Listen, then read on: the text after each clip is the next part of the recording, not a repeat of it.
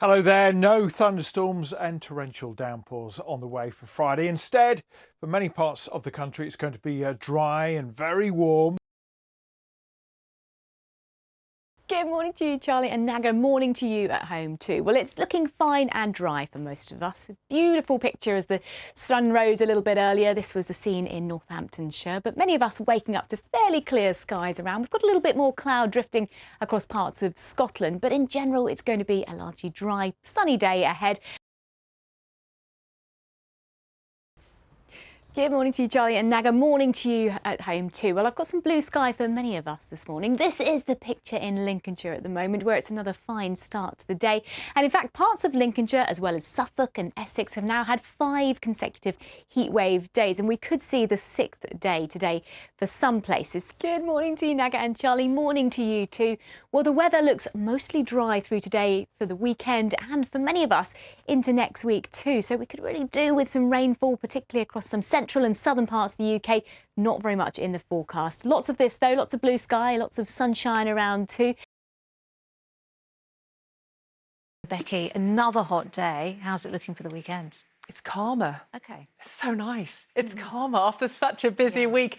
In fact, it is still going to be sunny, it is still going to be warm, but nothing like the extremes of the last week or, in fact, of the last months. Actually, this summer has been so exceptional that we have pulled together a short programme on Britain's heatwave summer. Here's a little taster.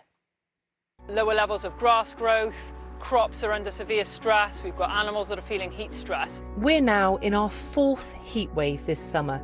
But should we be ready for even more in the years to come? It's becoming more and more difficult to live in the UK during the summer season. Well, the thin line of grass is where water should reach, but now levels are so low it has exposed this old pack horse bridge.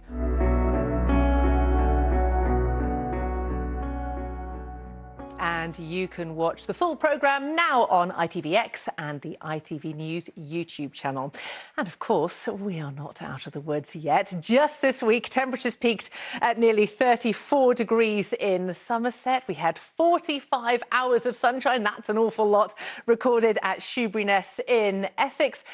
25 millimetres of rain fell in less than 2 hours in Aberdeenshire, and Scotland also saw over 23,000 lightning strikes, accompanied by hailstones the size of golf balls. It's just a normal day, really, in the weather department, and we've still, of course, got a heat health alert in place all the way until Monday evening. Other than that, I mean, there's really nothing going on. It's quite boring, quite quiet. Let's see what we can have a look now with the full national forecast for the weekend. So let's have a look ahead to the weekend. It's not looking too bad at all. We are expecting to see some early cloud around, especially across eastern parts, but mostly it is going to be a dry, warm, settled and sunny weekend for us. What a lovely lineup that is. But just watch out for some pretty windy conditions starting to move in across the far southwest, particularly through tomorrow evening, gusts up to 50 miles an hour. So I have to say, after a very busy couple of weeks, if it carries on like this, I'm going to have to switch to something where nothing's happening at all, where it's calm, it's like politics. I hear nothing ever happens in politics. That is what I'm going to move on to next. Stick with the weather, Becky. Thank you.